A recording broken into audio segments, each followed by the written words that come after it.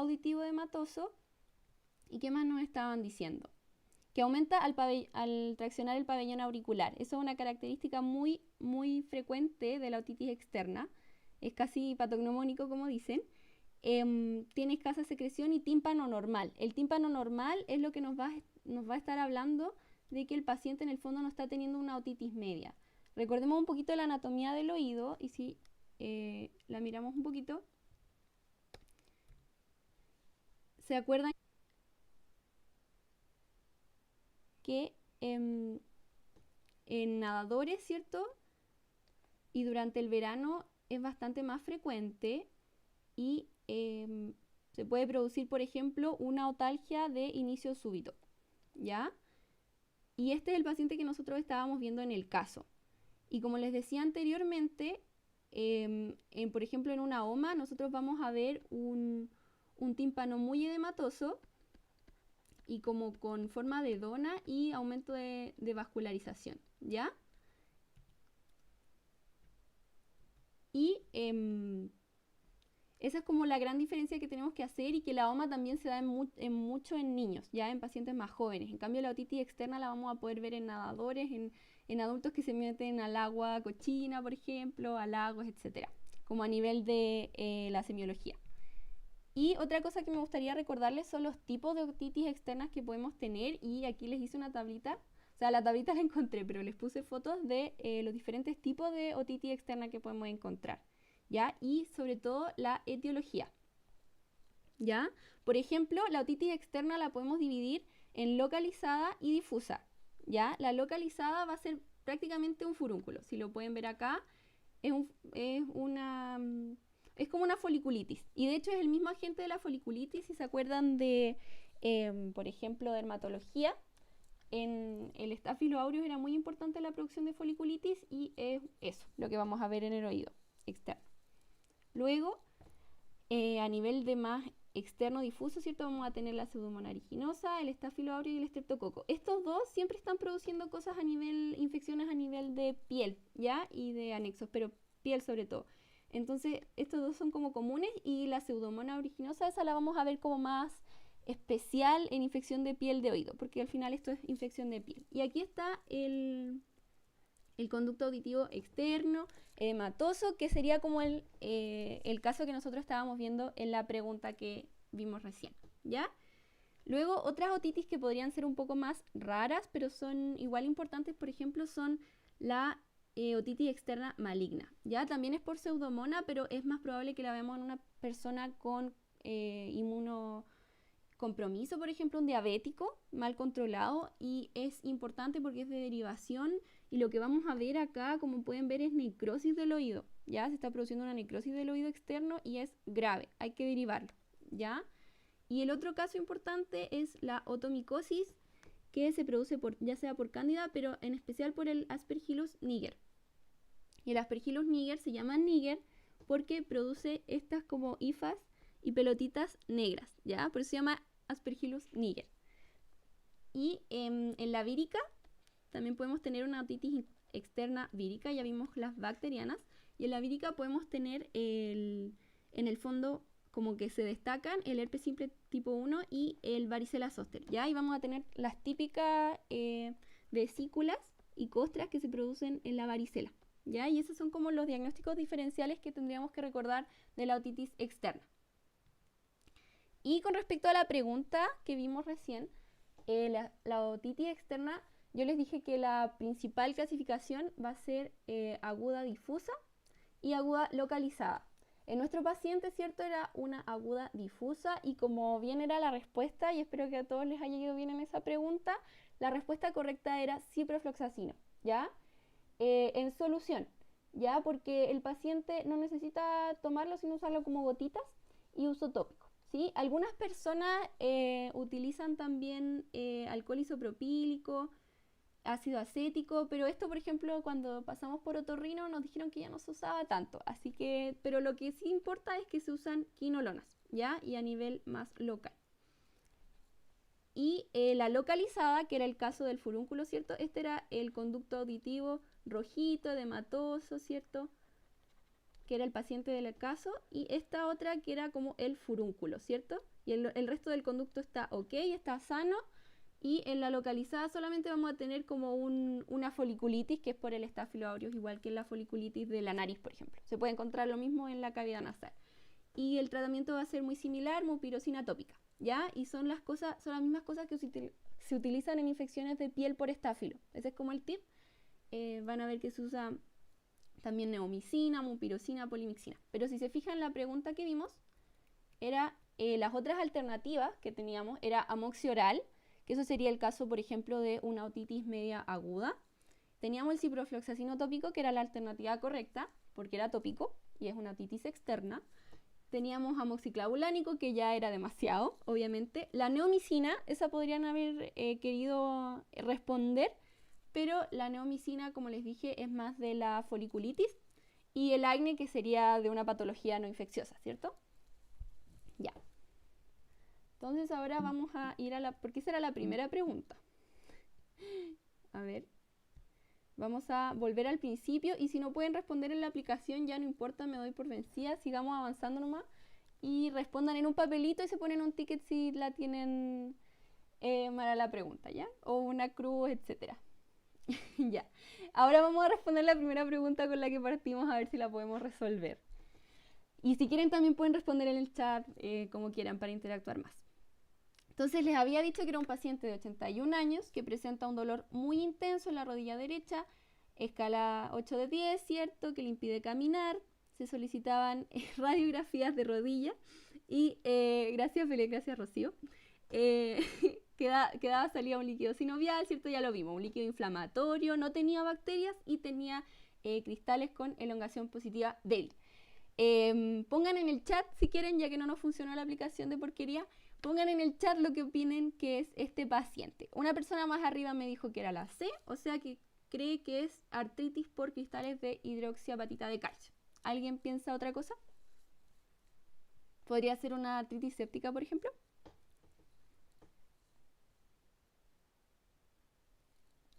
¿O una artritis por gota?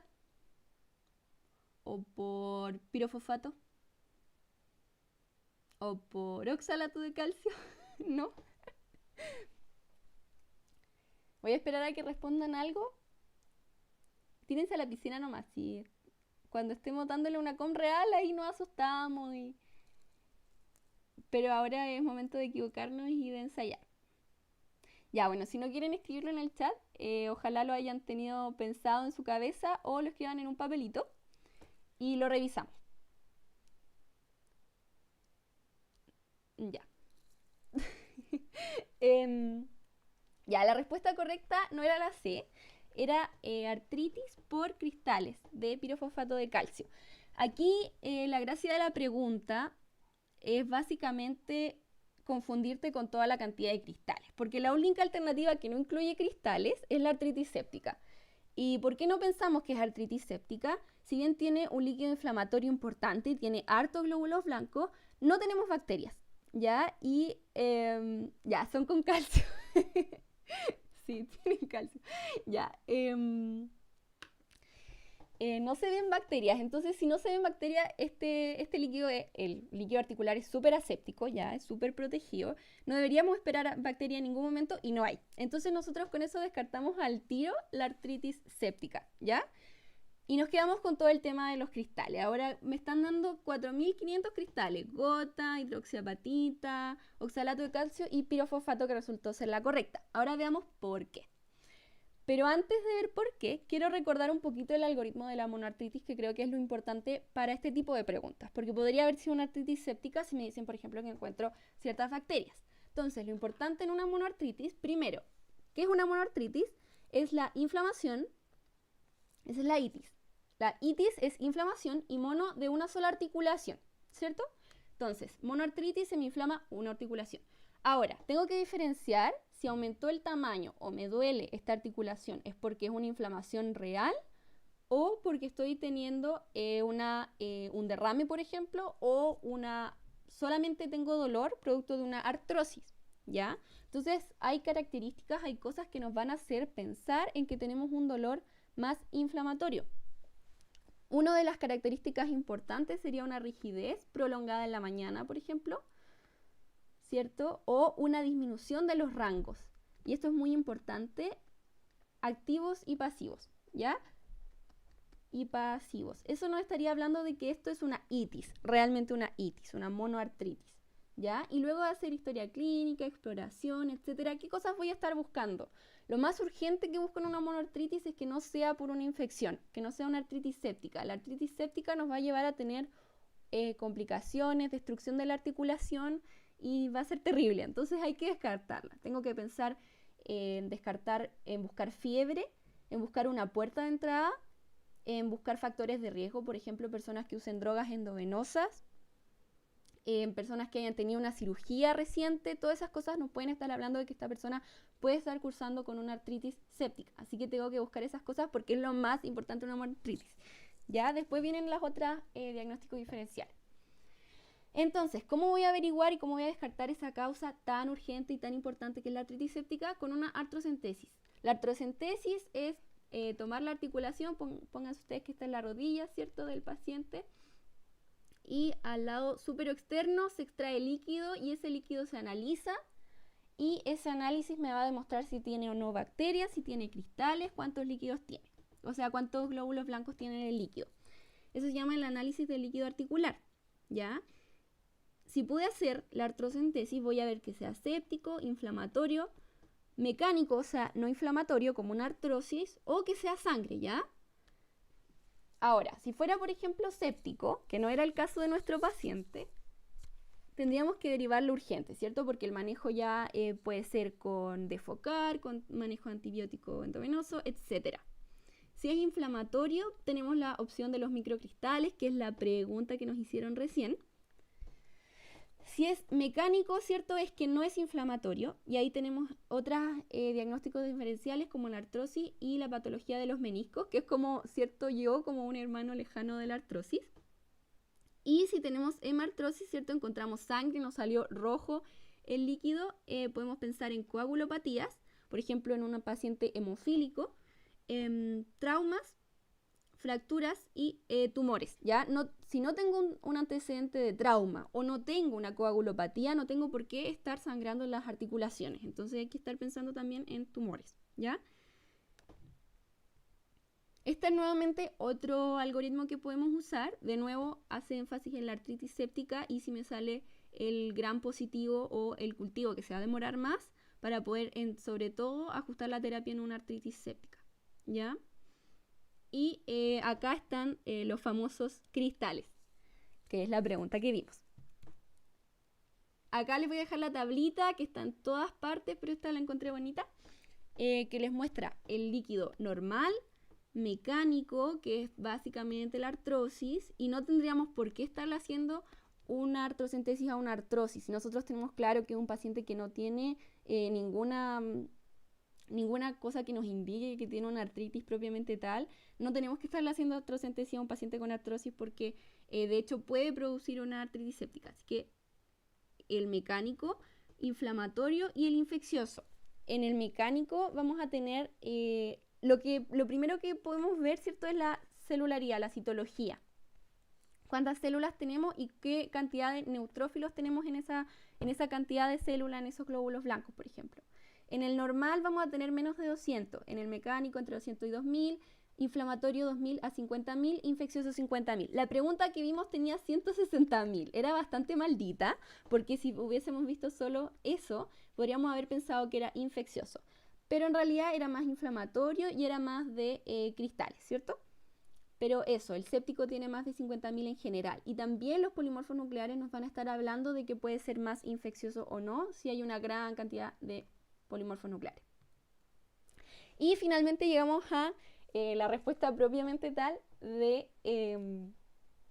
la pregunta que vimos que nos invocó a todo esto, que es la gota y la pseudogota. Esas son las dos principales causas de artritis aguda, de monoartritis aguda y de monoartritis por cristales, ¿ya? O sea, la primera causa, sí, ¿cierto, Joaquín? Joaquín encontró que eran muchas células. Yo también, pero esta es una pregunta que saqué de una con previo. Así que sí, era un factor confusor las 160.000 células. Entonces, ¿qué les estaba diciendo? Ah, sí, la gota versus la pseudogota. La primera causa de cualquier monoartritis aguda va a ser cristales, ¿ya? La causa más grave, como ya vimos, es la artritis séptica. Es la artritis séptica, pero la más frecuente va a ser cristales. Y dentro de los cristales podríamos tener la gota y la pseudogota. Y esta tablita la encontré fantástica para hacer como la diferencia semiológica en estos dos tipos. En la gota, el paciente es un poquito más joven que en la pseudogota. Son peri 40, 50 años. En la pseudogota en general son pacientes adultos mayores. Eso es lo que vimos en el caso, ¿cierto? Si nos devolvemos a la pregunta, el paciente tiene 81 años, ¿ya? 81 años y recordemos que tenía 160.000 glóbulos blancos que nos estaba confundiendo. Pero tenía 81 años y tenía cristales con elongación débil. Esa es la clave, ¿cierto? Que les voy a mostrar ahora. En general, los cristales nosotros que vamos a ver en la gota se ven muy bien, ¿ya? Cuando se hace el estudio de cristales en el líquido se ve bien. En cambio, en la pseudogota no se va a ver tan bien, ¿ya? Los cristales, sino que lo vamos a ver mejor en la radiografía. Entonces, en la gota vamos a verlo mejor en el estudio del líquido. Y en la pseudogota es más probable que lo veamos mejor en la radiografía, y eso de que se ven como débiles, eso es una como palabra clave para pensar en pseudogota. Ya, sigamos con las características semiológicas. La gota va a ser de articulaciones pequeñas. Si es que lo han visto alguna vez, la famosa podagra es del dedo gordo como al lado lateral. Ahí están los otros deditos del paciente, al dedo gordo al lado. Ese es el lugar más frecuente que se afecta a la gota. Y la pseudogota va a ser de lugares más grandes. De nuevo, este es el paciente que nosotros vimos en el caso. Era un paciente de 81 años que tenía una alteración por cristales a nivel de la rodilla. Otra cosa que nos está hablando de pseudogota. Luego, características clínicas, el dolor es muy importante y hay derrame. Y acá el dolor es moderado. En este caso esto no va de acuerdo a nuestro paciente porque tenía un dolor 8 de 10, que igual era importante. Y en cuanto a las características radiológicas, que es lo más importante para el caso que vimos en la pregunta que vimos del UNACOM, este paciente efectivamente tenía una alteración en la radiografía. Tenía condrocalcinosis y eso es lo que vamos a ver en general en la pseudogota. No vamos a ver también los cristales al líquido, pero sí podemos verlo en la radiografía. Aquí les estoy mostrando que se supone que acá donde estoy marcando con el lapicito debería poderse ver que hay un infiltrado, ¿cierto? Vemos un poquito más radioopaco, un contenido radioopaco adentro de la articulación. Eso no es normal, no debería haber calcio. Vamos a pensar que es calcio porque así se ve el calcio en la radiografía. No deberíamos esperar que se calcifique nada dentro de la articulación. Entonces eso nos está hablando de que hay depósito de cristales en la pseudogota en la rodilla, ¿ya? Eso es la clave en esta pregunta. La edad, sí, esas son las dos cosas. Y que capta débil. Esas son las tres claves que nos hacen pensar en pirofosfato de calcio. Estas otras son solo distractores porque la verdad no he visto que existan este tipo de cristales, o si existen son muy poco comunes. El pirofosfato de calcio, eso es lo que nos va a estar dando cuenta de la pseudogota. Ese es el cristal, ¿ya? Y perdón, en la gota vamos a tener ácido úrico y acá el pirofosfato de calcio, ¿sí? Esos son los dos cristales que vamos a encontrar, y como ven, pseudogota en personas más viejitas y gota en personas más jóvenes. Y otra cosa importante de la gota son los factores de riesgo. Vamos a tener un paciente que consume mucha comida rica en purinas, por ejemplo, carne, alcohol. El alcohol también les puede producir... Hola, Zenaida Jara, hola. La gota, el alcohol también es un factor importante. Entonces, dentro del manejo de la gota, recordar que el control de los factores de riesgo es mucho más importante que el famoso allopurinol, por ejemplo, que va a ser más en el manejo de pacientes que han tenido muchas crisis, ¿ya? Eso. Ahora veamos la siguiente pregunta. ¿Hay alguna duda de que haya quedado de gota y pseudogota? Si es que existe, déjenla en el chat y la podemos revisar después. Ya. Pasemos a la siguiente pregunta. Un paciente de 81 años con antecedente de diabetes en tratamiento con metformina 850 miligramos al día. Se realiza examen de control, entre los que destaca hemoglobina glicosilada de 7,5%.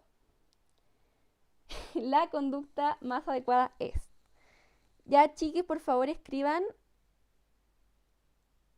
eso. Bien, Javier, muchas gracias. Sí. Claro, en la pseudogota el tema es que no te va a servir el líquido articular, te va a servir más la radiografía. Entonces les voy a pedir que respondan esta pregunta en un papelito, en su mente, en el chat, donde prefieran. Ojalá en el chat para que sea más interactivo y podamos discutir, pero si les da vergüenza no importa. Pero les voy a dar un tiempito para que respondan, para no soplarles.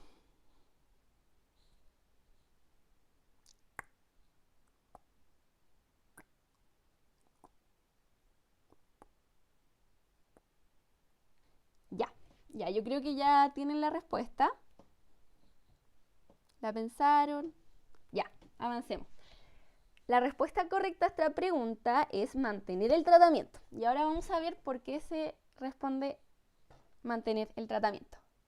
Bien, Paula, muchas gracias. Gracias por participar. Sí, bien, Rocío. Era mantener el tratamiento. Ya.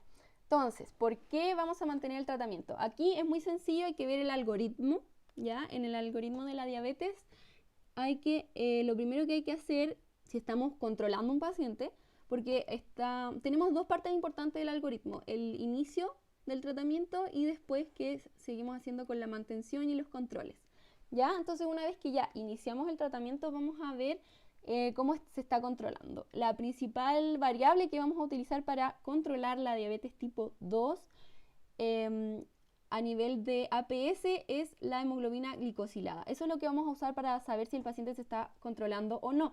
Recuerden que este laboratorio nos indica cómo se ha controlado el paciente en los últimos 3 meses, ¿ya? De eso nos está hablando.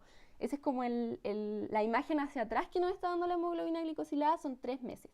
¿Ya? Y eso lo ocupamos para saber si se está controlando el paciente. Ahora, existen diferentes metas de hemoglobina glicosilada dependiendo de la edad del paciente. Si tenemos un paciente saludable, sano, no adulto mayor, la hemoglobina glicosilada debería ser 7 a 7,5. Ya se ha visto que metas muy exageradas producían incluso aumentos de hospitalización por hipoglicemia, ¿cierto? Si era menos de 6,5 podíamos llegar a tener muchas hipoglicemias. Entonces se habla, pacientes jóvenes y sanos, vamos a tener 7, 7,5 o ya puede ser 6,5, pero jamás menos de 6,5, ¿ya? En un paciente frágil, que estaríamos hablando de un paciente ya de tercera edad en general, un paciente adulto mayor, vamos a tener una meta un poco más permisiva porque en estos pacientes la hipoglicemia puede ser aún más grave y vamos a tener una meta de 8%. Y en un paciente que está muy complejo, un paciente que ya está postrado, terminal, vamos a tener una meta mucho más permisiva de 8,5. ¿Ya? Así que le podemos llevar a nuestro abuelito que esté postrado en una casa de reposo, dulces, no sé, no creo que sea tan terrible, ¿ya? Pero ese es el tema, eso es como lo que yo uso para comprenderlo desde una perspectiva más de juicio clínico, ¿cierto? Un paciente que está en etapa terminal no va a necesitar una meta tan importante. Entonces, si volvemos a la pregunta, este paciente estaba con 7,5 y tiene 81 años, por lo tanto, está cumpliendo su meta, como bien dijo Paola, así que se mantiene el tratamiento. Muy bien. Otra pregunta de diabetes para cerrar como la idea de diabetes. Estas todas son preguntas de Leunacom, ¿ya? Así que, y también de MIR, ONAM, ENARM, todas estas pruebas son más o menos el mismo tipo de pregunta. Entonces, ¿cuál de las siguientes medidas es más eficaz en el mediano plazo para disminuir la cantidad de pacientes diabéticos que progresan a necesitar hemodiálisis? Esa es la pregunta. En el fondo están preguntando qué medidas se pueden hacer para que los pacientes que tienen diabetes no progresen a necesitar hemodiálisis.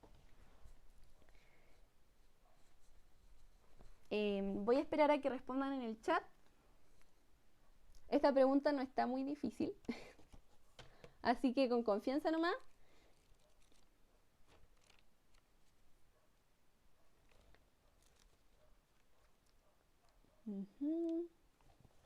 Veamos. Bien, era tratamiento eficaz, ¿cierto?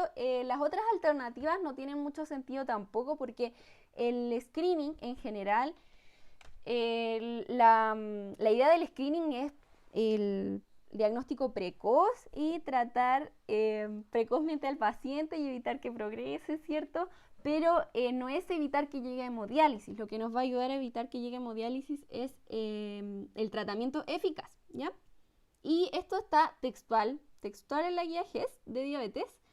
En el fondo, acá aparece clarito que la principal causa de ingreso a hemodiálisis sería la nefropatía diabética, ¿ya? O sea, son los diabéticos, esto recordarlo bien, los que están produciendo una gran carga a nivel de salud en cuanto a la hemodiálisis, ¿ya? Un 34% de los ingresos, es súper importante.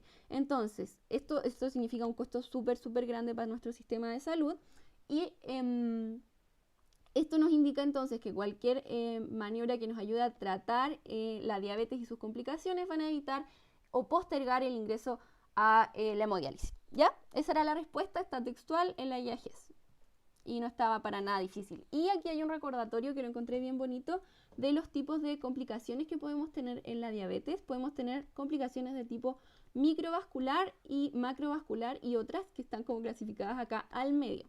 Recordemos que las microvasculares son la retinopatía diabética, la nefropatía diabética que acabamos de mencionar y la neuropatía diabética, que puede ser a nivel de sistema nervioso autónomo, del sistema nervioso sensitivo. Podemos tener polineuropatía sensitiva, ¿cierto? A nivel distal, los pacientes empiezan a tener problemas con la propiocepción, con el estímulo sensitivo. A nivel renal y a nivel del ojo, recordar que estos dos están de la mano, tienen procesos fisiopatológicos muy similares, así que si tenemos una nefropatía tenemos que ir a mirar el ojo y viceversa, ¿ya? Eso es importante, ambos están de la manito, ¿ya? Y dentro de la nefropatía, una maniobra muy importante es usar IECA o ARA2. Primera línea es IECA y luego ARA2. Sobre todo por el tema de costo-beneficio, el IECA sería más barato, ¿ya? Así que si no hay contraindicaciones se usa primero el IECA. Y dentro de las complicaciones macrovasculares, recordar que puede haber el pie diabético dentro del miembro inferior, de la patología del miembro inferior. Obviamente la coronariopatía a nivel del corazón y el stroke a nivel del cerebro, o sea, patología macrovascular, ateromatosa y relacionado con que la diabetes siempre es sinónimo de un alto riesgo cardiovascular, ¿ya? Eso para repasar en general las complicaciones de diabetes. Eso con diabetes, porque es algo que vemos mucho. Sigamos avanzando. Voy a leerles la pregunta. Una paciente consulta por un cuadro de 3 semanas de evolución de fiebre, sudoración nocturna, temblor, malestar general y artralgias. Hace 7 días se agrega dolor en el cuello. Al examen físico tiene marcado dolor a la palpación de la glándula tiroides. Se solicitan exámenes que muestran TSH 0,01 y T4 libre 2,9, con captación de yodo radioactivo de 1%. Está disminuido según el valor normal, que es 2 a 40%, y preguntan cuál es el tratamiento adecuado. Ya, voy a dejar que quizás esta pregunta está un poquito más difícil, porque es algo que no vemos tanto en la carrera, creo yo. Pero voy a esperar a que respondan en el cuadrito del chat. No pasa nada si se equivocan, recuerden. No es con nota.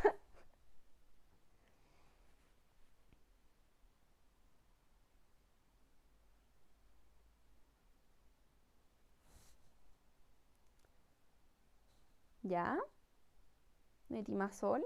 ¿Qué más? ¿Hay otra alternativa? ¿Cuál sería la sospecha diagnóstica en este caso?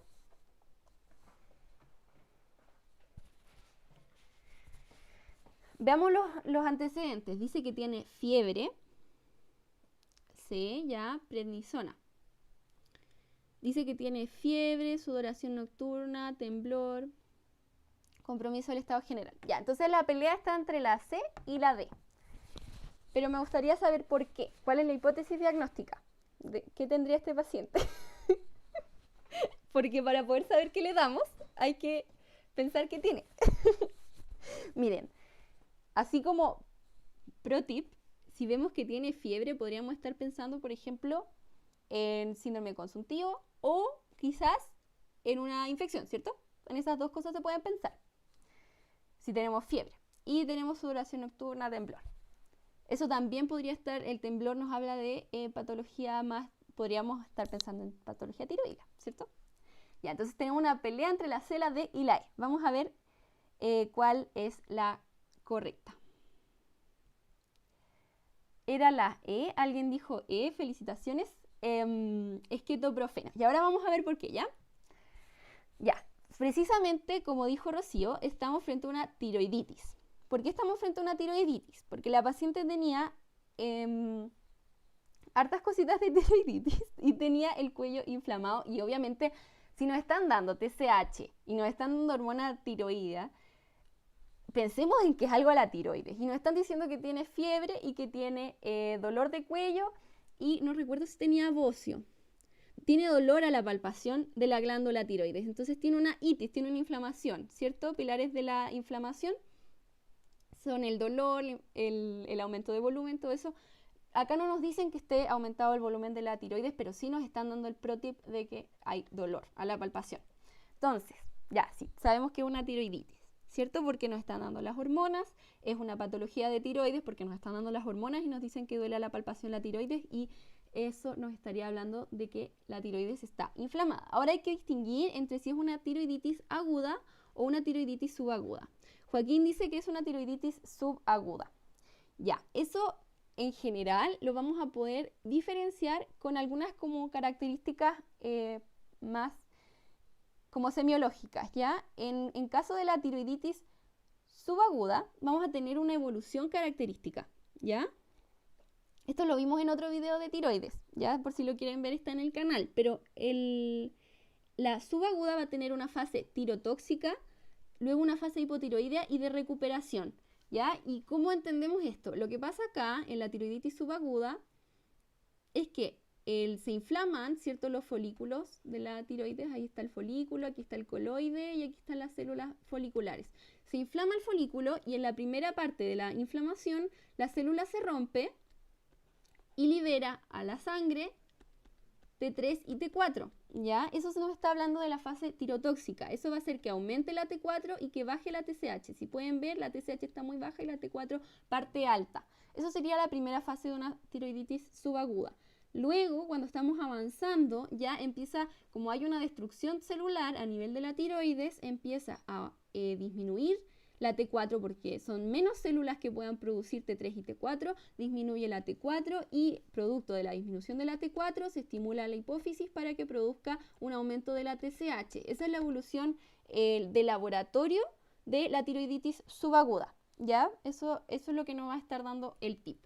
Ahora esta paciente, según lo que podemos ver a la pregunta, tenía una TSH bastante baja y una T4 libre aparentemente elevada. Quizás estaba en la primera fase de la tiroiditis. Como pueden ver, las primeras 6 semanas son la primera fase. Esta paciente llevaba 3 semanas de evolución, así que concuerda con la evolución del laboratorio, ¿ya? Llevaba 3 semanas y está dentro de las primeras 6 semanas, que es la fase tirotóxica. Entonces podríamos decir que la paciente esperamos que en 3 semanas más comience la fase hipotiroidea y empiece a bajar la T3, T4 y a subir la TSH. ¿Cuál medimos? La T4 libre, porque la T3 se degrada muy rápido, ¿ya?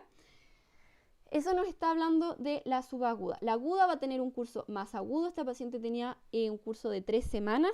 Y tips, la aguda también va a ser en general en pacientes jóvenes, ¿ya? O en adultos mayores. Hay harto bocio en la aguda. Y si tenemos en un adulto mayor una tiroiditis aguda, hay que pensar que puede ser una patología, una neoplasia. Y en un paciente joven, adulto mayor, ¿cierto? Vamos a pensar en neoplasia, en la aguda. Y en un paciente joven vamos a pensar que tiene un vestigio del seno piriforme que se inflamó. Y en este caso va a ser más alaraco, ¿ya? Va a ser como dolor fuerte, eritema, bocio, ¿cierto? Va a ser como más agudo, ya la palabra lo dice. El paciente tiene un bocio palpable, la paciente del caso en este caso no tenía bocio palpable. Y no tenía algo tan alaraco. En cambio, la subaguda va a ser como más de paciente mujer entre 30 y 50 años. También se puede conocer como Decker-Vein o vírica granulomatosa, ¿ya? Esos son los nombres que puede tener este tipo de tiroiditis. y si se fijan, la paciente cumple con el perfil epidemiológico, ¿ya? Así que eso. Ahora, el tratamiento, ¿por qué la respuesta correcta era ketoprofeno? Porque en la tiroiditis subaguda, como vimos, es viral, ¿ya? Así que si la tiroiditis subaguda es viral, obviamente no vamos a dar antibióticos, ¿ya? Vamos a dar antiinflamatorios y por eso la alternativa correcta era el ketoprofeno. Entonces, el paracetamol no nos sirve porque si tiene una inflamación no nos sirve para desinflamar. Antibióticos no, porque antibióticos sería en la tiroiditis aguda, ¿ya? Que es la tiroiditis de causa bacteriana. ¿Qué más? En este caso también, en la aguda, recordar que se haría drenaje porque se suele producir un absceso, ¿ya? Entonces la aguda es como más chillona y es de pacientes más jóvenes, ¿ya? La prednisona no se utiliza, no está indicada, a menos que no funcione o que hayan otras indicaciones, pero el primer tratamiento de una tiroiditis subaguda es el ketoprofeno y en realidad la aspirina. La tiroiditis subaguda responde excepcionalmente a la aspirina, ¿ya? Responde súper bien. Así que esa sería en realidad la primera línea, pero no está la alternativa de aspirina, así que vamos a usar ketoprofeno, que es también un AINE, ¿ya? El metimazol, ya dijimos que la prednisona no, o en casos muy particulares, y el metimazol es un tratamiento de antitiroidio que se utiliza en un paciente con hipertiroidismo. Ese sería el tratamiento del hipertiroidismo y no es el caso, ¿cierto?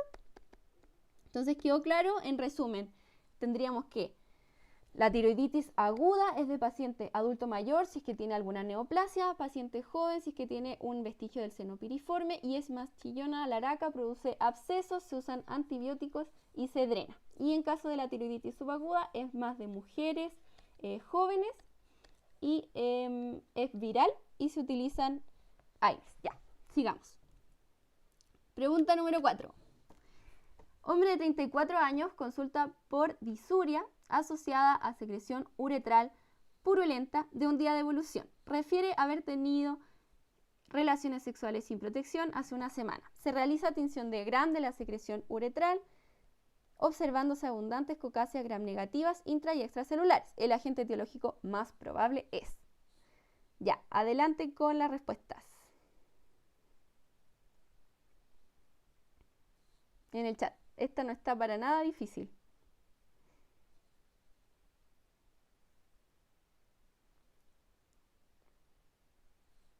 ¿Algún? ¿Ya la B? ¿Alguien opina la B? ¿Alguien opina otra cosa?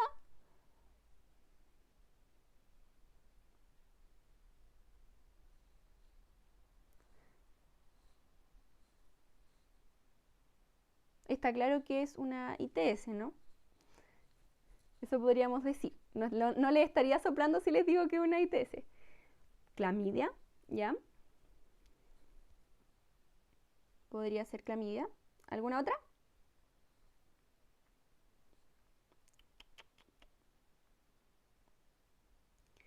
Ya, vamos a avanzar para que no nos aburramos. La respuesta correcta era Neisseria gonorrea. Ya. Veamos por qué. Aquí hay un lindo repasito, ya tablitas de patología ITS, sobre todo bacteriana. Ya. Hice acá, puse las alternativas que nos pusieron en esta pregunta. Acá estarían las ITS y esta es un distractor porque es una patología más de ¿cómo se llama? De piel. Ya no es tan ITS, es como más de piodermias. Pero acá están las ITS. Ya. Nos dijeron en la pregunta que era un diplococo Gram negativo, ¿cierto? Se veían cocáceas. No nos dicen que es diplococo, pero vamos a asumir que es diplococo porque estamos en ITS. Y que son Gram negativas. Y son intra y extracelulares, ¿ya? Esas son las claves acá. También tenemos la clave de que tenemos un síndrome de descarga uretral. Y dentro de eso es bastante válido pensar también en una clamidia. La clamidia y la neisseria serían como las dos grandes como causas del síndrome de descarga uretral. Pero, claro, la pillería de esta pregunta es que es un diplococo. Si nosotros hubiéramos visto un bacilo Gram negativo, solo intracelular, ahí tenemos que pensar en clamidia. ¿Ya? Estos son como los dos grandes protagonistas de esta pregunta porque es un síndrome de descarga uretral. Neisseria gonorrea, gonococo y clamidia. La clamidia bacilo gram negativo y Neisseria diplococo. Aquí les puse una fotito que no sé si se ve muy bien, pero serían los diplococos. Y como pueden ver, hay algunos acá afuera de las células y hay otros que son intracelulares. No se ven los intracelulares, pero créanme que están y están los extracelulares. Entonces, esos son como los dos pro tips. Aprenderse que Neisseria es gonococo y clamidia es bacilo. ¿Ya? Bacilo gram negativo, ambos son gram negativos, eso también nos puede confundir. Y esta puede ser intra y extracelular el gonococo y la clamidia puede ser solo intracelular. Es una bacteria intracelular obligada. ¿Ya? Y aquí les voy a dejar los otros tipos de agentes que pueden estar causando ITS de esta pregunta. Y acá hay una bonita tablita de distintos agentes de ITS, ya sea virales o bacterias, que nos van a estar produciendo ITS, ¿ya? Aquí está de nuevo la clamidia y el gonococo, ¿ya? Y obviamente el síndrome de descarga, ¿cierto? Recordar que la clamidia es menos chillona que la gonorrea, pero ambas se van a tratar de la misma manera, se van a tratar juntas. Síndrome de descarga uretral, ceftriaxona y acitromicina, ambas juntas, ¿ya? Lo trato como si tuviera las dos, porque la clínica es muy similar. Y después yo voy a tener, después del cultivo o de la confirmación diagnóstica, diré ya, tenía clamidia, tenía gonorrea, pero se parte con el tratamiento empírico, solo con la clínica del paciente, que es la clínica que tenía este paciente, ¿ya? O sea, si yo tengo este paciente, lo trato al tiro como un síndrome de descarga uretral y trato tanto la clamidia como el gonococo, ¿ya? Eso, ahí les dejo la sífilis, otras infecciones vaginales, virus, etcétera, ¿ya? Y acá está el tratamiento para repasar un poquito el tratamiento, como les dije. El síndrome de descarga uretral, tanto por gonococo como por clamidia, se van a tratar ambas juntas, ¿ya? Yo asumo que el paciente tiene las dos. Y podría tener las dos porque todas las infecciones tipo ITS se pueden estar transmitiendo juntas. Un paciente que tiene una, tengo que buscarlas todas, ¿ya? Pero síndrome de descarga uretral, esas son las dosis. Y por una vez, me encanta este tratamiento porque es una sola y es como fácil de acordarse. Y eso. Y ahí les voy a dejar los otros tratamientos para las otras infecciones. Ya, pregunta número 5. ¿Alguna duda de...? No quedó ninguna. Ya, paciente de 14 años presenta disminución de la visión del ojo izquierdo. Ya, cambiamos de ambiente. Pasamos de la ITS al ojito. Su agudeza visual es 20/200 en el ojo izquierdo y 20/20 en el ojo derecho. Tiene antecedente de hemiparesia braquial. Al fondo de ojo se observa papilitis izquierda. Su resonancia magnética nuclear muestra lesiones desmielinizantes cerebrales. El diagnóstico más probable es... Yo encuentro que esta pregunta está bien entretenida, así que, por favor, yo creo que va a haber harta discusión. Los invito a responder en el chat, como siempre.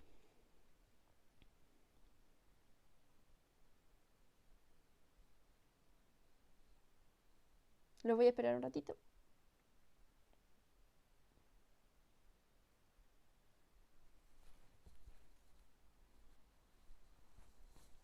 Pero un ratito nomás para que podamos ir avanzando.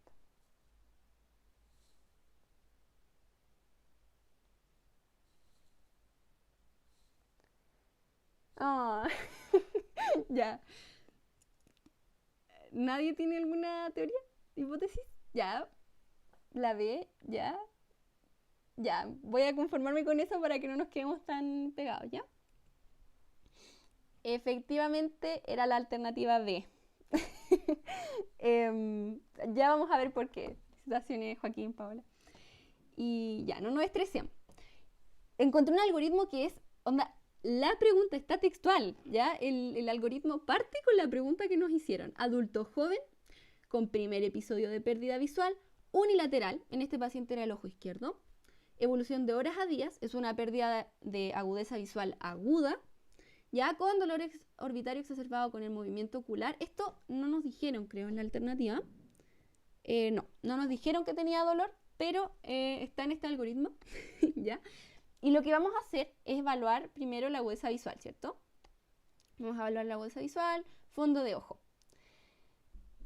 Spoiler alert, claro, diagnóstico de neuritis óptica. Ahora les voy a mostrar como un poquito de la fisiopatología, ¿ya? Pero lo que hay que recordar es como el cuadro clásico, ¿ya? Adulto joven con pérdida de agudeza visual unilateral aguda. Ese es el caso que nos pusieron semiológicamente. Solo con esos antecedentes podríamos haber hecho el diagnóstico quizá presuntivo de una neuritis óptica. Pero además nos están diciendo que en la resonancia habían lesiones desmielinizantes. Fíjense en el algoritmo. Nosotros solo con la historia sospechamos una neuritis óptica, ¿cierto? Porque un paciente joven, es para Paola García. El algoritmo es de protocolos de práctica asistencial.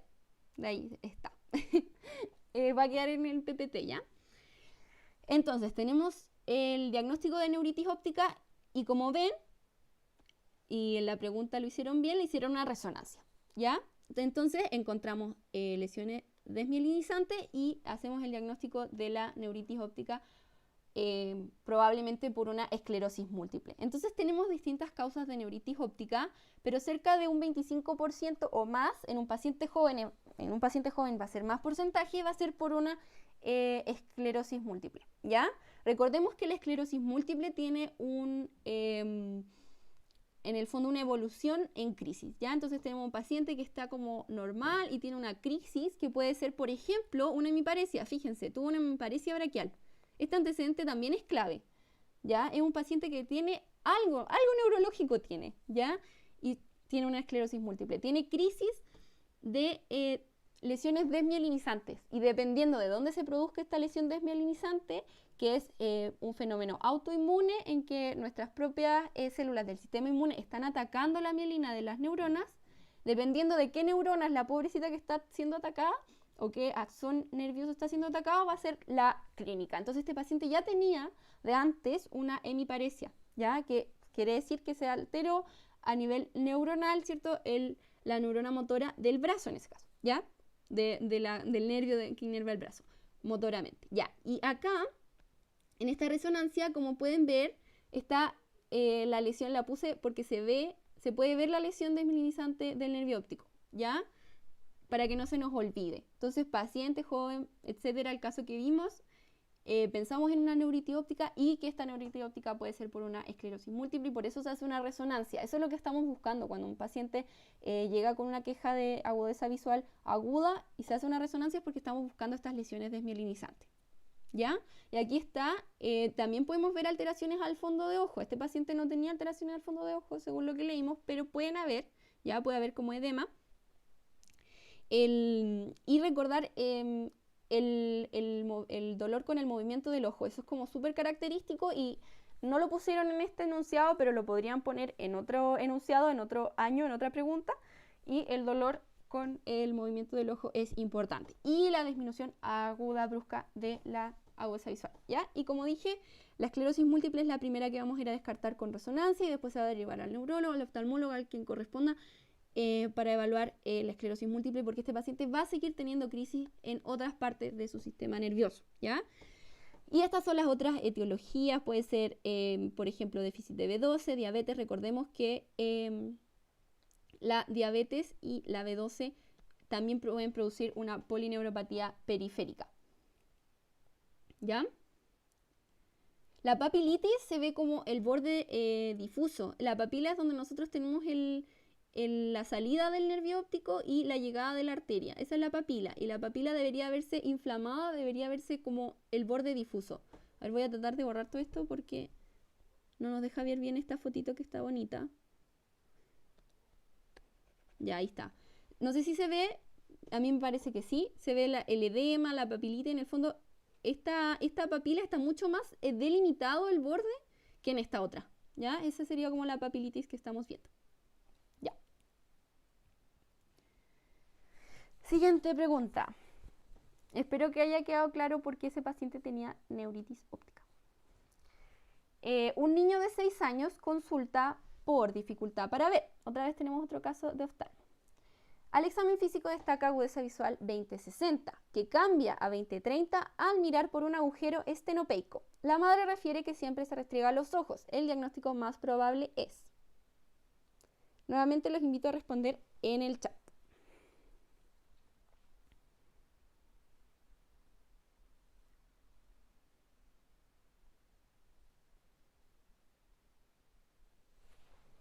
Piensen en algo frecuente que nos pueda producir cansancio, porque por algo el niño se está restregando los ojos, astenopia, ¿cierto? Cansancio de los ojitos. El agujero estenopeico también nos está hablando de algo en particular. Si es que les suena.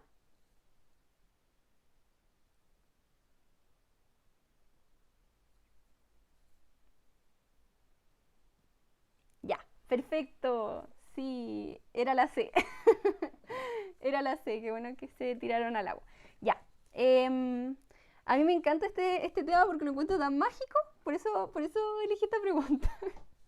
Lo encontré muy buena porque ¿qué es lo que hace el agujero estenopeico? Este es el agujero estenopeico, ¿ya?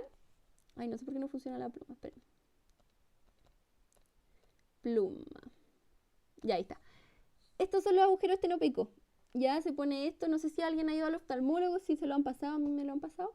Y mejora la agudeza visual cuando usamos este agujerito. Y esto es porque en un paciente con una ametropía, ¿ya? Estos son los dos tipos de ametropía que tenemos. Bueno, tenemos tres, ¿cierto? La miopía, la hipermetropía y el astigmatismo. ¿Ya? Pero en un paciente con ametropía lo que va a suceder es que este hoyito, el agujero estenopeico, va a, en el fondo, eliminar los rayos que no están llegando correctamente a la fovea y a la mácula, a la parte como de más agudeza visual. Los elimina, les dice chao.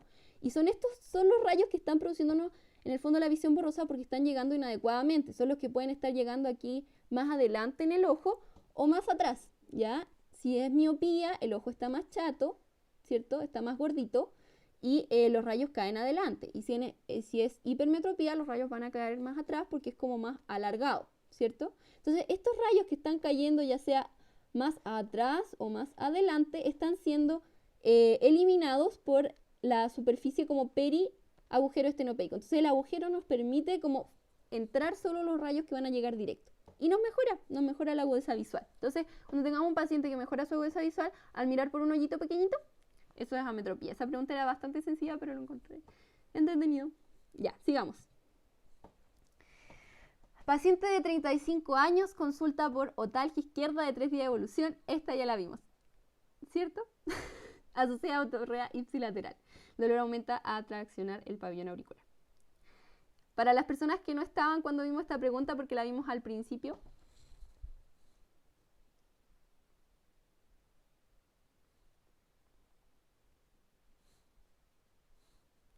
Sí, Rocío, la hicimos, pero quizás hay alguien que no la hizo. Ya, era así, era una otitis externa, ya la habíamos visto. Y habíamos repasado, ¿cierto?, todas las otitis. Y era un mini repaso, así que ya vimos las preguntas, eran 11 preguntas, las voy a dejar para que lo descarguen en la descripción de este video cuando se suba. Y les agradezco que se hayan quedado conmigo, era cortito para aprovechar bien el tiempo, hablé un poquito rápido quizás, espero que les haya gustado. Y como les digo, va a quedar el link para descargar la presentación en la descripción. Y la idea era que yo les pudiera mandar el link para que participáramos interactivamente, pero me falló, así que voy a tener que buscar otra forma para poder hacerlo más interactivo para la próxima. Y si les gustaría hacer otra sesión de repasito, me dicen, ya sea en los comentarios acá mismo en el chat, para que hagamos otra sesión. Y eso, creo que preguntas random, como aleatorias y al azar, sirven más que repasar como un tema y decir ya repasemos diabetes o qué sé yo. Yo creo que es mejor como repasar varias cosas de varios temas para... Muchas gracias, chiquillos. Para que se parezca más a la prueba, pues si al final uno va a la prueba teniendo que tener todo preparado. Así que esa es la idea. Y si quieren otro me dicen por acá, por Instagram, y lo podemos organizar. Yo creo que les voy a preguntar qué día y qué hora prefieren, ¿ya? Eso. Así que voy a cortar la transmisión. De verdad, gracias por quedarse hasta el final. Y discúlpenme la cantidad de errores técnicos. Es primera vez que hago una transmisión en vivo así Así que voy a tratar de mejorar eso, mejorar el internet y todas esas cosas como más técnicas. Porque me hubiese encantado que hubieran podido apretar el teléfono, la alternativa y todo eso hubiese sido más entretenido. Bueno, a veces no se puede. Eso. Ya, la Rocío dice que hagamos otra sesión. Y porfa, si pueden pedirle a sus amigues que se suscriban al canal, porque si llego a tener 1000 suscriptores, tengo 660. Si tengo 1000, puedo hacer más cositas y lo podría hacer un poco más interactivo y quizás podría hacer esto de como lograr tener una interfaz más cómoda para votar, ¿ya? Así que si pueden compartir este canal y hacer que otras personas se suscriban, me ayudarían mucho, porque podría hacer como sesiones en vivo más interactivas aún, ¿ya? Que es como lo que me gustó. Igual me gustó mucho interactuar con ustedes. Siempre en los videos hablo como solita, así que fue muy rico hablar aunque sea con un chat. Ya, nos vemos. Voy a cortar esto.